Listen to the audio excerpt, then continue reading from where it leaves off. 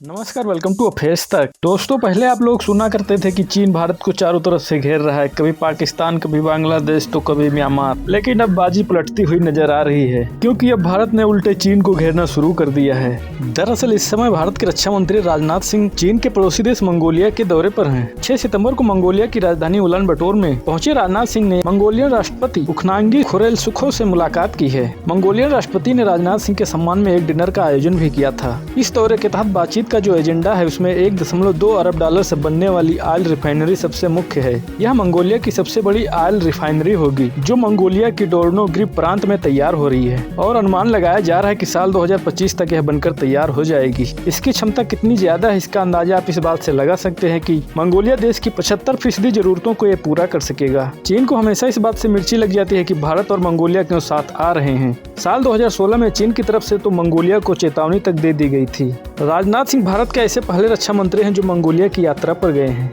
यानी कि इससे पहले कोई भी रक्षा मंत्री भारत से मंगोलिया की यात्रा पर कभी नहीं गया है। उनकी इस यात्रा पर चीन करीबी से नजर रखे हुए है। मंगोलिया ने हमेशा से ही भारत को अपना तीसरा और आध्यात्मिक पड़ोसी कहता आया है। चीन को मंगोलिया से क्या दिक्कत है, इसे जानने के लिए इसका इतिहास जानना जरूरी है। सन 1911 में किंग राजशाही के पतन के बाद मंगोलिया ने राजधानी का ऐलान कर दिया। साल 1921 में मंगोलिया देश को चीन से आजादी मिल सकी। इसके कुछ ही समय बाद सोवियत संघ का एक सैटेलाइट राज्य बन गया। सैटेलाइट राज्य यानी कि वह आजाद देश जिसे कोई और दूसरे देश पूरी ताकत के साथ नियंत्रित करता है और जिस पर उसका प्रभाव है। दरअसल सोवियत संघ ने ही मंगोलिया को चीन से आजादी दिलाने में महत्वपूर्ण भूमिका अदा की थी। 91 साल बाद साल 2002 में चीन ने पहली बार मंगोलिया को एक आजाद देश करार दिया। दोस्तों, उस समय तक चीन मंगोलिया को एक स्वतंत्र देश का दर्जा नहीं देता था। 1990 के दशक से चीन मंगोलिया का सबसे बड़ा बिजनेस साझेदार बन गया। आज भी कई चीनी व्यापार मंगोलिया से अपना बिजनेस संचालित करते हैं। भारत के पूर्वी ब्लॉक के बाहर दुनिया का यह पहला देश था जिसने मंगोलिया के साथ राजनयिक रिश्ते कायम किए थे। दिसंबर 1995 में भारत ने मंगोलिया के साथ राजनयिक रिश्तों की शुरुआत की थी। उसके बाद से दोनों देशों के बाद आपसी मित्रता और सहयोग को लेकर साल 1973, 1994 और 2001 में कई अहम संधियां की गई हैं।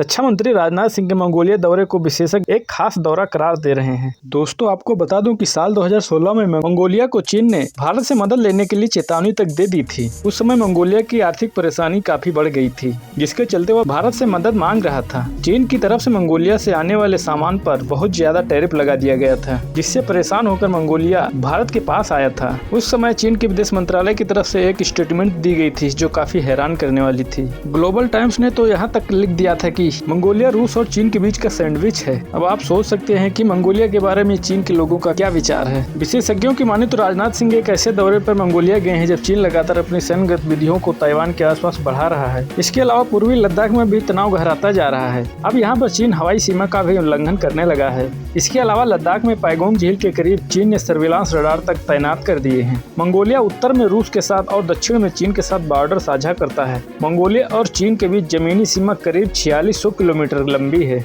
अक्सर इनर मंगोलिया के लोगों को लेकर दोनों देशों के बीच संघर्ष होता रहता है। दिसंबर 2015 में आखिरी बार मंगोलिया और चीन आमने सामने आए थे। यह वही साल था जब भारत के प्रधानमंत्री नरेंद्र मोदी ने मंगोलिया का दौरा किया और वह यहाँ पहुँचने वाले पहले भारतीय पीएम बन गए थे। भारत ने पिछले कुछ वर्षों में मंगोलिया में अपने हितों को फिर से नया स्वरूप देना शुरू कर दिया है। मंगोलिया बड़े स्तर पर चीन और रूस पर निर्भर है। ऐसे में यहाँ पर बड़ा निवेश करना एक बड़ी चुनौती बना हुआ है, लेकिन दक्षिण कोरिया और जापान की मदद से भारत मंगोलिया की मदद कर सकता है। इसलिए मंगोलिया के बाद रक्षा मंत्री जापान के दौरे पर भी जाएंगे। दोस्तों, चीन को घेरने के मकसद में भारत कितना कामयाब होगा और भारतीय रक्षा मंत्री राजनाथ सिंह का मंगोलिया का दौरा करना कितना फायदेमंद साबित होगा, इस पर अपनी राय कमेंट सेक्शन में जरूर बताएं। मिलते हैं अगले वीडियो में, तब तक के लिए जय हिंद।